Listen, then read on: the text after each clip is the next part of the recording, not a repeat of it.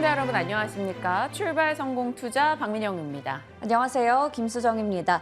10월 들어서 그래도 뉴욕 증시 분위기가 굉장히 온화하다 이런 생각이 드는데요. 네. 다우 지수가 3만 선을 회복을 했고 S&P 500 지수 이틀째 5% 이상 올랐습니다.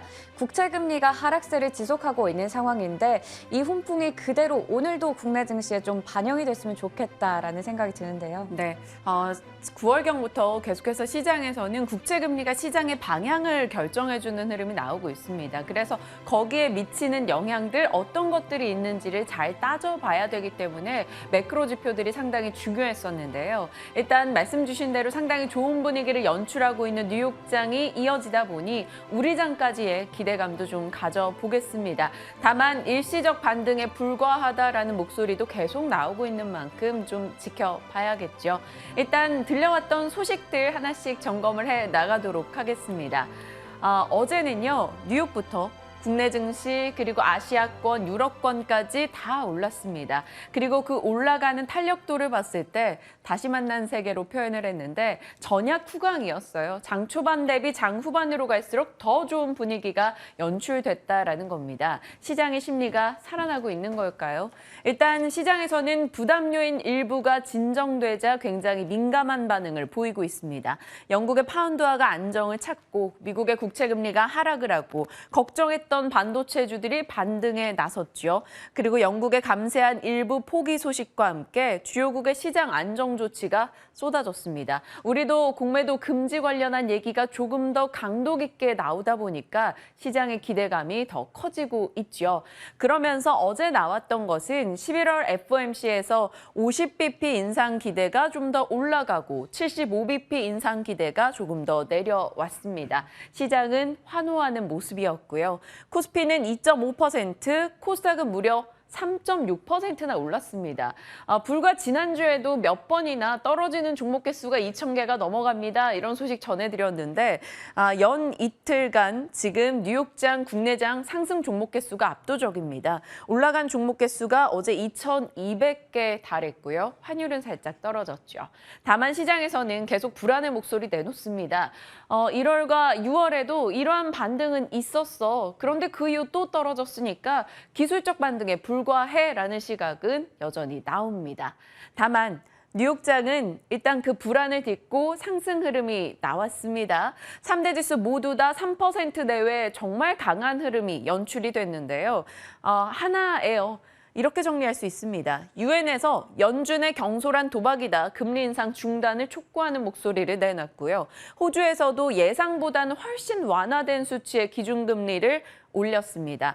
그러면서 슬슬 피봇에 대한 기대감이 등장을 했어요. 피봇이라 하면 정책 전환입니다. 완화에서 긴축으로, 긴축에서 완화로 이렇게 정책이 바뀌는 것을 기대하는 목소리가 나오는데 지금은 긴축 강도가 약화될 것이다라는 거죠. 그리고 그 기대감 속에 국채 금리가 떨어졌고 달러가 하락하고 주가가 올라갔습니다.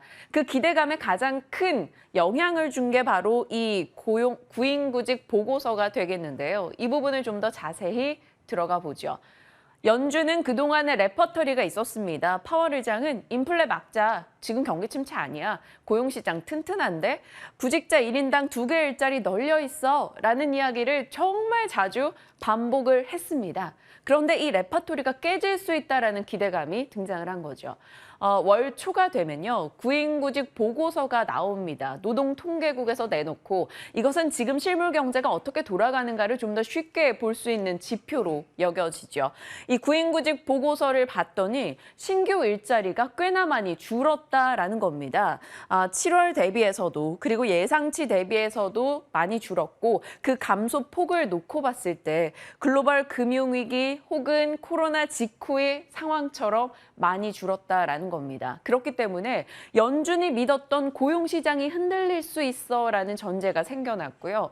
그렇다면 연준의 이 레파토리가 깨진다? 그러면 피봇이 강하게 나오지 않을까라는 기대감으로 이어진 겁니다. 그러면서 증시가 올라설 수 있었던 거죠. 시장에서는 지금 매수하자, 매도하자 의견들이 첨예하게 대립을 하고 있는데 매도하자 쪽은 이렇습니다. 인플레이션 잡아야 돼. 지금 긴축하다가 갑자기 멈추면 최악의 경우 긴축과 인플레이션 그리고 경기 침체가 다 같이 올 수 있어라고 말합니다. 그래서 지금은 견뎌야 되기 때문에 매도를 해야 된다라는 시각이고요. 반면에 지금 매수해야 돼라는 시각은 지금 BOE나 혹은 이 유럽의 유로존이나 일본이나 새로운 중앙은행들이 정책을 내놓는데 너무나 고민이다라는 거죠. 인플레를 잡기 위해 노력하다 보니 결국에는 경기 침체가 오고 있다라는 겁니다. 미국도 긴축을 더 쓰다 보면 경기 침체가 올 거야. 그러니 경기 침체를 피하기 위해서 이제는 긴축을 좀 완화하지 않겠어라는 시각이 나오고 있는 겁니다. 그리고 다들 기억을 하는 거죠. 코로나 직후에 시장은 V자 반등을 했었다라는 것을. 그래서 지금은 그 시기를 위해서 잡아야 돼라는 의견들이 나오고 있습니다. 매일 왔다 갔다 하죠. 한동안은 이쪽에 좀 초점이 맞춰져 있다가 오늘은 이 고용 보고서 영향 때문에 이쪽으로 좀 더 초점이 맞춰졌습니다. 채도가 정말 밝은 상승 흐름이 나타났다. 그만큼 상승률이 굉장히 컸다라는 거 확인이 되고요. 전 업종, 전 테마에서 강세가 포착이 됐습니다. 한동안 조금 흔들렸던 섹터까지 다 같이 올라오다 보니 반가울 수밖에 없겠죠. 이 시세적인 게 큰 의미가 있을까 싶습니다만 이슈가 있는 쪽으로만 정리를 했습니다. 필라델피아 반도체 지수가 4% 이상 뛰었습니다. 엔비디아, 마이크론, 퀄컴, AMD 모두 올랐고요. 반도체 쪽 이슈는 이겁니다. 이 마이크론이 뉴욕에 20년 동안 140조 투자해서 세계 최대 공장을 짓겠다라고 밝혔죠. 비용에 대한 부담이 있을 법도 한데 일단은 감산 이슈 때문에 반도체 가격에 대한 기대감이 계속 등장을 하고 있습니다. 오늘 잠시 후에 좀 더 자세히 나눠볼 거고요. 그리고 백악관이 반도체 수출 제한 조치 내린다라는 얘기 속에 미국 반도체주가 강했습니다. 우리 같이 갈 수 있을지 봐야겠죠. 그리고 전기차 쪽에 강세도 있었는데요. 8% 급락했던 테슬라가 2.9%로 상승 돌렸고요. 리비안이 급등이 나왔습니다. 3분기 생산량이 꽤나 좋았다라는 점. 리비안의 강세 그러면 국내에선 어김없이 리비안 테마주로 대원화성, 에코캡 이런 종목들 움직이는 거 아시죠? 어제장에 이들 종목이 시간 외 강세 움직임 이미 기록을 했습니다. 추가적인 시세 체크하시고요. 금융주들도 이 크레딧 스위스 제2의 리먼 사태에 대한 우려감을 딛고 CDS 프리미엄이 하락했다라는 소식과 함께 같이 올랐습니다. 크루즈 종목과 여행주들도 백신 의무화 폐지 이슈 속에 강세였는데 이러한 섹터별 내용들이 우리 장에 어떤 영향을 줄지 궁금합니다. 다만 어제처럼 사실 모든 종목이 다 올라버리면 네. 조금 시세를 잡기가 더 어렵지 않을까라는 생각도 드는데 일단 오르는 것은 반가우니까요. 자, 오늘의 키워드 들어가 보겠습니다. 저는 앞서 예고한 대로 반도체 얘기해 볼 거고요. 네, 저는 네이버 이슈로 잡아봤습니다. 첫 번째로 반도체 관련해서 먼저 전해주시죠. 네, 반도체 얘기는 잠시 후에 할게요. 네이버부터 가죠. 네, 네이버 먼저인가요? 네. 네이버 먼저 그러면 살펴보도록 하겠습니다. 네, 먼저 지금 개인들의 9월 순매수 종목들 먼저 체크해 볼 텐데요. 상위 종목들 이렇게 10개를 체크해 보니까요. 삼성전자가 5% 정도 빠지면서 개인들의 순매수 상위 1위를 기록했었고 뒤를 이어서 두산에너빌리티, SK하이닉스, 한국항공우주 등등의 종목들이 있습니다. 그중에서도 네카오가 각각 16%, 12% 상당히 또 부진한 모습을 나타냈었죠. 이렇게 오늘은 네이버에 대한 이야기를 좀 준비해 봤습니다. 어제 코스피가 2.5%가량 올랐습니다. 이 코스피의 훈풍에도 불구하고 네이버의 주가는 거의 9% 가까이 내려가면서 종가는 17만 6,500원을 기록했고요. 장중에 또 52주 신저가를 기록했습니다. 네이버는 주가가 어제 털썩 주저앉았었는데 지금 보시는 것처럼 코스피 시총 상위주들 흐름을 보더라도 어제 네이버와 카카오가 파란불을 켰다는 걸 확인할 수가 있습니다. 굉장히 이쪽이 좀 플랫폼 관련주 쪽이 좀 소외됐다라는 느낌이 들죠. 네이버에 대해서 자세하게 좀 더 체크해 볼 텐데 어제 이 소식이 나왔기 때문입니다. 개장 전에 네이버가 공시를 했어요. 역사상 최대 규모 약 2조 3천억 원 가량을 투자를 해서 미국판 당근마켓이라고 하는 포쉬마크를 인수한다라고 발표를 했습니다. 포쉬마크는 북미 최대 패션 C2C 커뮤니티인데요.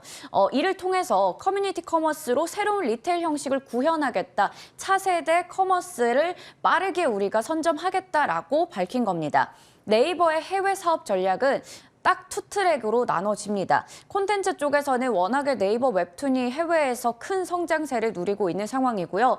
커머스는 국내의 크림이라던가 일본의 빈티지 시티, 유럽의 베스티에르 콜렉티브, 그리고 북미의 포시마크까지 인수를 하면서 글로벌 포트폴리오를 제대로 구축하고 있는 상황입니다. 그런데 아무래도 앞서 얘기 드렸듯이 2조 3천억 원을 들여서 인수를 한다 이러한 이야기가 나오면서 이거 시장 가격보다 좀 네이버가 비싸게 산 거 아닌가라는 지적이 나왔는데요. 여기에 대해서 네이버 측에서는 오히려 지금 같은 상황에서 좋은 회사를 굉장히 매력적인 가격에 우리는 샀다라고 자신 있게 이야기를 했습니다. 바로 몇 가지 이유를 들었는데요. 연간 포시마크의 거래액은 18억 달러 정도인데 이 총 이용자가 8천만 명인데 그중에서도 80%가 MZ세대다. 그래서 앞으로의 성장성이 굉장히 기대된다라고 이야기를 했습니다. 향후 3년간 연평균 20% 이상의 매출 성장률을 기록할 수 있다라는 거고요. 2026년쯤이 되면 리셀이라던가 중고 패션 시장이 굉장히 또 크게 성장할 수 있다라는 부분에 초점을 맞췄습니다. 어제 같은 경우 포시마크가 간밤에 13%나 올라가면서 주가는 17달러 선에서 마감을 지었습니다. 그리고 또 한 사례를 들었었는데요. 미국의 애쉬가 과거에 디팝이라는 회사를 인수를 했었는데 이때도 약 2조 3천억 원 정도를 들였습니다. 그런데 이 디팝이라는 회사는 포시마크의 주요 경쟁사인데 포시마크 매출의 약 5분의 1밖에 차지하지 않을 정도의 정말 규모가 작은 회사라고 합니다. 그래서 이런 회사도 2조 3천억 원을 들였는데 이 포시마크 정도라면 정말 괜찮은 가격에 산 거다라고 자신 있게 얘기를 한 겁니다. 그런데 외국계 증권사에서는 또 이 인수합병 얘기가 나오기 전에 네이버에 대해서 매도 리포트를 냈었거든요. 이 부분도 어제 네이버 주가에는 굉장히 또 부정적인 영향을 줬어요. 시티증권에서는 네이버가 지금 알파벳이나 메타 같은 글로벌 IT 기업보다 상당히 좀 고평가되어 있다. 그래서 목표 주가를 32만 원에서 17만 원으로 48%가량 대폭 하향 조정했습니다. 그리고 투자 의견은 매도로 제시했고요. JP모건에서도 역시나 투자 의견을 매도로 내리는 리포트가 나오면서 네이버의 주가에는 또 상당히 안 좋은 영향을 줬겠죠. 그런데 이 부분에 대해서 또 외국인들은 어제 네이버를 대거 매도했지만 개인들은 지금의 악재를 또 기회로 삼는 모습이 포착이 됐습니다. 증권가에서는 개인 투자자가 지금 네이버 쪽의 과매도로 인해서 지금 현재 상황을 바닥이다, 저점이다라고 인식을 하면서 네이버를 집중 매수했다라고 보고 있는데요. 어제 외국인들이 3천억 원 이상 네이버를 팔 때 기관이 51억 원 던질 때 개인들은 3,187억 원 매수를 했고요. 어제 하루 동안 코스피 전체 개인 순매수 종목 중에서 압도적인 1위를 차지한 게 바로 네이버였습니다.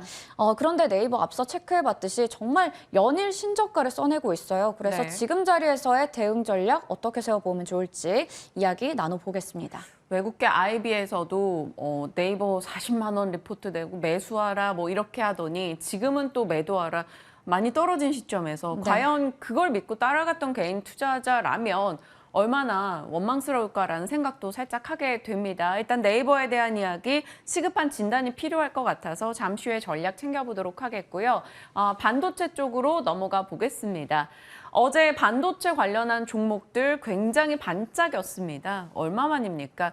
이 삼성전자 4% 올랐고요. SK하이닉스 3.7% 상승했고요. 그 아랫단의 종목들도 모두 다 상승세. 어제는 사실 대다수 종목이 올랐기 때문에 이게 대수롭지 않을 수 있으나 일단은 반도체 쪽이 잘 버티고 올라가준다라는 건 시장엔 힘이 됩니다.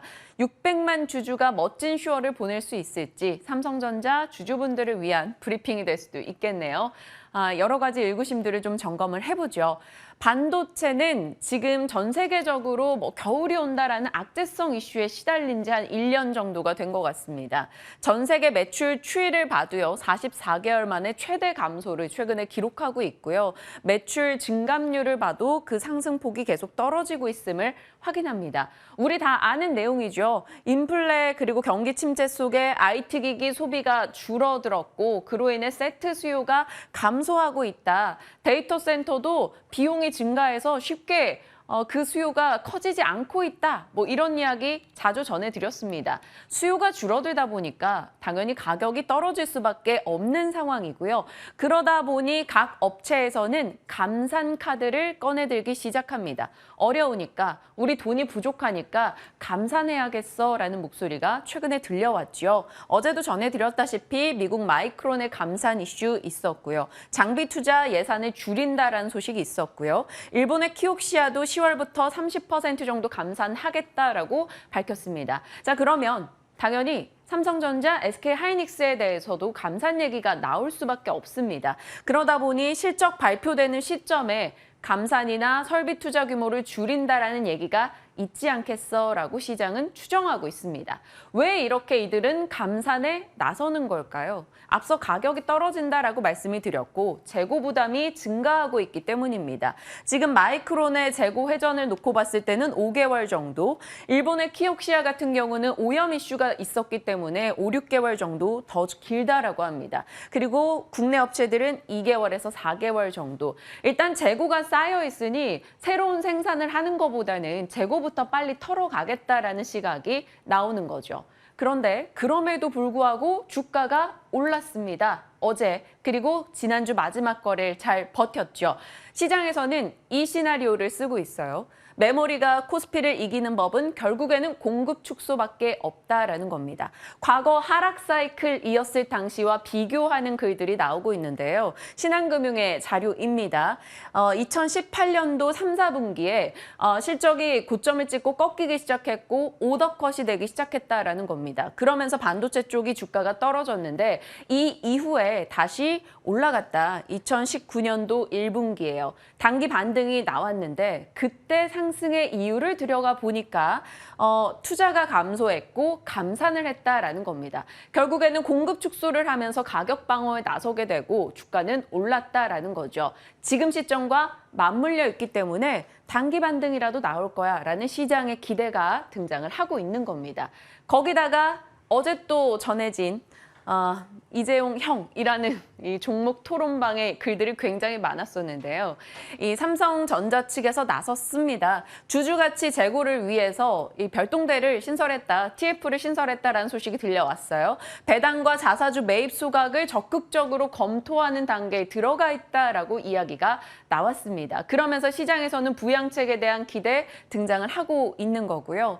때마침 모건 스탠리에서 한국 증시와 대만 증시에 대한 매수 의견을 냈는데 한국과 대만의 공통점이라고 한다면 결국에는 반도체 쪽이 되겠죠. 이런 이슈 등이 맞물리면서 추가적인 상승 기대를 시장은 하고 있습니다. 거기다 정말 많이 빠졌고요. 삼성전자가 지난해부터 어제까지 놓고 봤을 때 시가총액이 207조 원이 증발했더라고요. 그러니까 올라갈 수 있어라는 기대감 등장하고 있습니다. 어떻게 봐야 될지 오늘 잠시 후에 전략 챙겨보도록 하겠고요.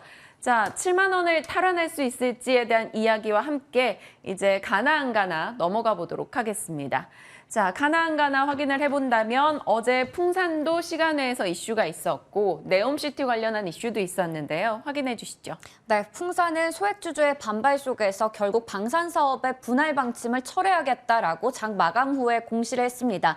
다시 한번 관련해서는 신중하게 검토를 하고 논의한다라고 밝히긴 했는데요. 우선은 어제 정교장에서 풍산이 8%대로 풍산홀딩스 5%대로 강하게 올랐었고요. 시간 외에서는 더 추가적인 상승세를 보였습니다. 아무래도 풍산이 9월 7일쯤에 이 소식을 좀 전하면서 주가가 많이 떨어졌었고요. 9월 29일에 저점까지 내려왔었는데 다시 또 회복을 했기 때문에 관련한 이슈 오늘까지 어떻게 시세 반영될지 체크해볼 필요가 있겠습니다. 네, 어제 장 이후에 나온 이슈인 만큼 오늘 궁금해집니다. 자, 그리고 네옴시티 관련주 어제 장중에도 반짝였고요. 시간 외에서도 올라갔는데요. 이 뜨거운 지역이죠. 사우디아라비아의 네옴에 동계 아시안 게임이 개최된다라는 소식이 들려왔습니다. 그렇다면 우리는 떠올리게 되죠. 네옴시티, 이 프로젝트를 좀 더 박차를 가하지 않을까라는 기대감이 올라갈 수밖에 없습니다. 그래서 네옴시티 관련주들이 어제 시간에서 일부 종목은 상한가까지 올라갔고요. 어제 장중에 20% 정도 급등했던 한미글로벌도 시간 외까지 상승을 이어갔습니다. 오늘장 이들도 분명 반짝임을 보이긴 할 텐데요. 일단은 워낙 시세 변동이 크기 때문에 대응에 대해서는 본인들이 감당할 수 있는 정도만 살피시길 바랍니다. 자, 시간 외 이슈까지 같이 정리를 해봤고요. 이제 전략으로 넘어가도록 하죠.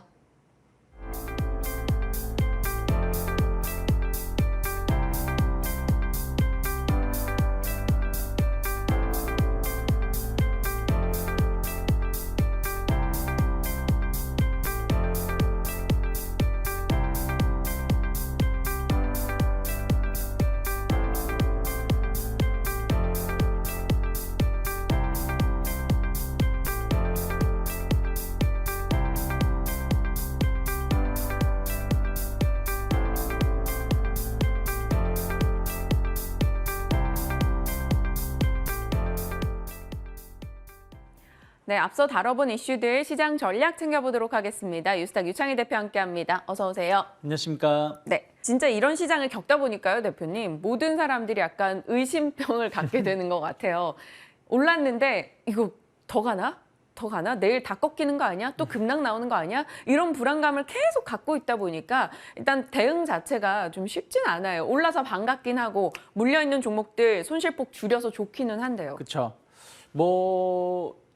영국발 리스크가 좀 완화되는 국면이죠. 네. 해결된 건 아니에요. 하지만 좀 뜨거워라 했었던 것 같아요. 그런 부분들이 좀 영국 자체가 스스로 좀 정신을 차리는 부분들이 좀 있었고 금융 시스템이 좀 안정화될 수 있다는 기대감들이 이번 주 글로벌 증시를 이끌고 있는 것 같습니다. 거기다가 단기 낙폭 가대에 따른 저가 매수세. 이게 단기 낙폭 가대라는 게 주식시장만 하락한 게 아니에요.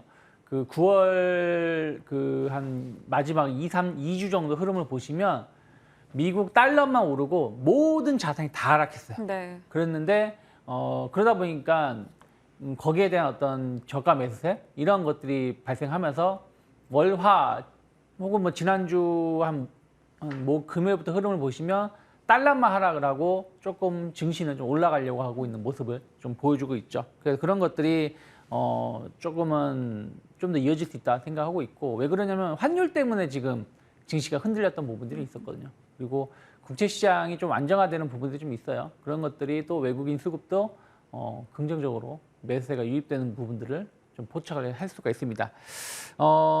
단기 낙폭가대 종목군들 중심으로 해서 저가 매수세 유입은 좀 더 이어질 수 있다 생각을 좀 하고 있고요. 다만 이제 이것이 뭐 여기서 저점을 찍고 V자로 올라갈 수 있겠느냐, 다시 뭐 2,500포인트, 2,600포인트를 향해서 갈 수 있겠느냐, 가면은 좋겠습니다만은 좀 쉽진 않을 거다 생각하고 있어요. 왜 그러냐면 우리나라만 올라갈 수가 없기 때문이죠. 글로벌 증시가 올라가야 되고, 그 글로벌 증시의 가장 중요한 건 미국 증시라 생각하고 있습니다. 미국 증시가 과연 여기서 다시 나스닥 기준으로 13,000 이상 올라갈 수 있을지 여부는 여러 가지 넘어야 될 산들이 좀 있다는 것이죠. 그래서 지금은 기술적 반등. 그러면 기술적 반등 목표치는 21선 언저리가 아닐까 생각을 좀 하고 있어요. 네. 그러면 저는 조금 올라가면 올라갈수록 조금 현금화를 못 하셨다면 현금화하실 필요가 있고, 주식을 매수하셨다면 조금 더 그러니까 주식이 없으시다면 주식을 좀 더 매수해 볼 수 있는 위치는 될 수 있지 않을까 생각을 하고 있는데, 진짜 주식을 많이 살 수 있는 자리, 주식을 많이 사야 되는 자리는 한번 이제 올라왔다가 뭐 기간 조정이 됐든 뭐 가격 조정이 됐든 눌림이 나왔을 때 그때가 기회일 것 같다 생각하고 있어요. 그러면 그 자리는 이번에 찍었던 저점보다 높을 수도 있고, 혹은 이번에 찍은 저점보다 낮을 수도 있기 때문에 흐름을 좀 지켜보자. 그래서 저는 다음 주 중반 이후가 상당히 중요한 위치가 아닐까 생각하고 있습니다. 너무 어려운 것 같아요. 반등도 이익은 챙기되 또 떨어지는 것도 대비도 해야 되고, 근데 또 나중에 올라갈 걸 소외되지 않기 위해 또 살 준비도 해야 되고. 근데 저는 그렇게 생각하고 있어요. 나중에 올라갈 거에 대한 소외되지는 않으실 거예요. 지금 현금을 갖고 계신다고 해서. 그러니까 쉽게 설명해 드리면 올라오면 올라올수록 주식 비중 줄여 나가신다라고 생각하시면 될 것 같아요. 그리고 나서 10월 중순 이후에 주식을 확 살지 아니면 그냥 좀 더 지켜볼지 여부를 결정하시면 되지 않을까 판단하고 있습니다. 네, 일단은 지금 사실 개인 투자자들 지금 새롭게 실탄을 실을 현금도 부족할 거예요. 많이들 자금적인 압박을 투자해서 받고 있기 때문에 말씀 주신 내용들이 좀 참고해야 될 것 같고요. 반도체 쪽 가보겠습니다. 일단은 반가워요. 삼성전자, 하이닉스 그리고 미국의 반도체 관련한 종목들도 다 올라갑니다. 악재가 호재가 됐어요. 감산하겠다라고 했더니 가격 방어가 될 거야라는 네. 기대로 올라가네요. 그렇죠. 반도체 시장이라는 것이 물론 다른 것도 마찬가지지만 반도체가 그 영향을 가장 크게 받죠. 무슨 얘기냐면 공급 과잉, 반대로 또 뭐 공급 부족 이런 거에 따라서 업황 시황이 상당히 빠르게 변화가 되는 시장 중에 하나라고 보시면 되실 것 같으세요. 이 마이크론하고 그 키옥시아가 감산 발표를 했죠. 감산 발표라기보다는 증산하지 않겠다라는 거라고 하는 게 좀 더 맞는 것 같아요. 그래서 그런 부분들이 좀 공급이 좀 제한된다라는 거, 그런 것들은 결국에는 재고를 소진하겠다는 것이기 때문에 시황에는 나쁘지 않을 수 있다 생각을 좀 하고 있습니다. 거기다가 뭐 좀 더 흐름을 봐야 되겠습니다만은 뭐 삼성전자하고 ARM하고 어떤 시너지 효과를 낼 수 있다는 어떤 기대감들, 뭐 인수는 쉽지 않을 거예요. 하지만 뭔가 조금 우선적인 협상, 그러니까 협업할 수 있는 대상이 될 수 있을지 여부, 그런 것들은 또 우리나라 반도체 시장에 대해서는 긍정적으로 좀 평가해 볼 수 있는 요소가 아닐까 판단을 좀 하고 있고요. 다만 이제 중국의 모바일 수요가 계속해서 줄어들고 있고요. 지금 경기 침체에 대한 불확실성 때문에 IT 수요가 조금은 줄어들고 있습니다. 제가 생각하는 것보다 그 수요 감소폭이 훨씬 더 커지고 있는 것 같아요. 뭐 그러다 보니까 애플도 주가가 흔들림이 좀 나왔었죠. 그래서 그런 부분들이 조금은 앞으로 좀 해결해야 될 부분들이라 생각하고 있고요. 하지만 이번에 뭐 어제 하루만 가지고 뭐 지난주 후반의 모습을 가지고 결론을 낼 수는 없지만, 만약에 글로벌 금융 시스템이 좀 안정화가 된다라면 강하게 갈 수 있는 섹터가 어디일까, 향후 앞으로의 주도주가 어디일까라고 고민을 하던 차에 반도체가 그 가능성을 좀 보여준 것은 전 긍정적으로 좀 평가를 좀 하고 있습니다. 그래서 앞으로 조금 더 흐름을 보면서 관련된 종목군들 투자를 해보시면 좋지 않을까 생각하고 있고, 지금 약간 파운드 시장 쪽에 좀 주목을 하고 있는 것 같아요. ARM 이슈 때문에. 그리고 어저께 삼성전자 이재용 부회장이 그 뭐 6만 전 뭐 주주 관련된 뭐 얘기를 좀 했는데, 사업을 잘해야죠. 실적이 좋게 나온다면 10만 원 가지 말라고 해도 10만 원 갈 거고, 실적이 안 좋게 나오면 10만 원 가달라고 어떠한 행동을 하더라도 10만 원 못 가고 5만 원, 4만 원, 3만 원 갈 수밖에 없는 것이기 때문에 어쨌든 이제 그런 것들이 주주 환원 정책으로 나올 수 있다는 기대감들은 주가에는 긍정적인 역할을 좀 해줄 수 있겠습니다만은, 반도체 섹터에 대해서는 중장기적으로 봤을 땐 긍정적으로 보고 있지만 단기적으로는 해결해야 될 숙제가 여전히 많지 않나 생각하고 있습니다. 네. 그래서 삼성전자, 하이닉스 보유자분은 뭐 일단 계속 끌고 가자인 뭐 거죠? 지금 시황은 조금 더 끌고 가신 전략이 맞다. 다만 마찬가지로 두 종목도 21선 언저리가 온다라면 비중을 줄이는 게 맞지 않을까. 그리고 나서 다시 재매수. 왜냐하면 지금 3분기 어닝 기대감, 또 4분기 시즌 어닝에 대해서 가장 안 좋게 보는 것들이 반도체 섹터거든요. 반도체 이익 하향치가 좀 강하기 때문에, 물론 그것이 주가 일정 부분 네. 반영됐다고 하고 있지만 조금 더 흐름을 봐야 되지 않을까 판단하고 있습니다. 이 삼성전자, 하이닉스만큼 혹은 그 이상으로 고민되는 게 바로 네이버인 것 같아요. 네이버가 어제 다른 종목 다 갈 때 못 가니까 얼마나 원통하겠어요. 개인 투자자들. 8% 어제 빠졌습니다. 개인들이 어제 근데 또 대거 매수했고요. 이 푸시마크 인수 이슈가 나오면서 시장에서는 그 가격에 대한 부담을 좀 느끼는 것 같은데, 네. 이 부분 어때요? 네이버에 대해서는 비교적 그래도 카카오보단 낫다 하셨잖아요. 그렇죠. 좋게 보고 있었다가 어저께 크게 좀 당했는데, 네. 물론 어저께 같은 시장 반등 구간에 마이너스 8%한 얘기는 체감 하락은 거의 뭐 하한가나 마찬가지라고 맞아요. 보시면 될 것 같아요. 이 큰 종목이 어저께 외국인이 한 2,500억 정도 매도가 나왔어요. 삼성전자 단일 종목으로만 2,500억 매수가 들어왔습니다. 한마디로 네이버를 팔았고 삼성전자를 매수를 하게 된 꼴이 된 것이 아닌가 생각하고 있고, 뭐 앞에서 다 말씀하신 것처럼 포시마크에 대해서 뭐 높은 인수 가격, 뭐 설왕설래가 좀 있겠습니다만은 어찌되었든 여기에 대해서 조금 부정적으로 좀 해석을 좀 하는 것 같고요. 또 하나가 네이버가 포시마크를 인수한 이유는 결국에는 이커머스 시장을 확대시키겠다는 것이거든요. 또 이것을 우리나라 시장에서만 제한시키는 게 아니라 글로벌 시장으로 확대시키겠다. 한마디로 카카오하고 네이버하고도 다른 점은 카카오는 아직까지는 국내 시장에 사업을 집중을 하고 있고요. 네이버는 계속 해외 시장을 진출하려고 하고 있습니다. 그러다 보니까 거기에 따른 M&A라든지 우리가 예상하지 못했었던 대규모 M&A가 계속 진행되고 있고, 이런 거에 대해서 긍정적 평가를 하는 쪽도 있고, 지금 과연 이렇게 광폭 횡보라는 게 맞냐라는 걱정을 하는 분들도 많이 있는 것 같아요. 그래서 어저께는 그런 부분들을 조금 본 것 같습니다. 그래서 조금 주가 자체가 주요 지지선을 좀 이탈한 부분들이 좀 있기 때문에 저는 20만 원에서 22만 원 정도 단기 목표가는 여전히 유지하고 있지만 조금은 쉽지는 않을 것 같다. 그러니까 앞으로 주가 흐름 자체가 드라마틱한 반등보다는 제한된 반등, 그러면서 좀 바닥 다지기가 좀 나온 다음에 반전이 나오지 않을까 생각하고 있습니다. 20만 원 이상으로 갈 여지는 있으나 그 시간은 조금 오래 걸릴 것 같다라는 답변으로 정리하겠습니다.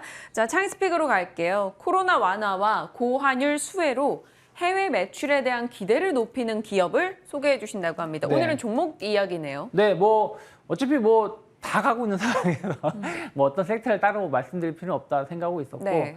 MI텍이라는 회사가 있는데 약간 의료기기 관련된 업체예요. 그래서 그 비혈관용 스텐트 관련해 가지고 시장 점유율이 1위입니다. 그러니까 우리가 혈관용이라 그러면 심장 관련해서 혈관이 막혔을 때 이걸 뚫어주는 것인데, MI텍 같은 경우는 소화기관 쪽에 대해서 약간 문제가 있었을 때 이것을 그 해결해주는 관련된 제품을 좀 공급을 하고 있고요. 그리고 그 비뇨기과 세석기 관련해서, 그러니까 우리가 요로 결석 같은 거 이런 부분들을 좀 그 파괴시켜주는 제품을 공급을 하는 업체예요. 그래서 상당히 그 시장 장악력도 크고요.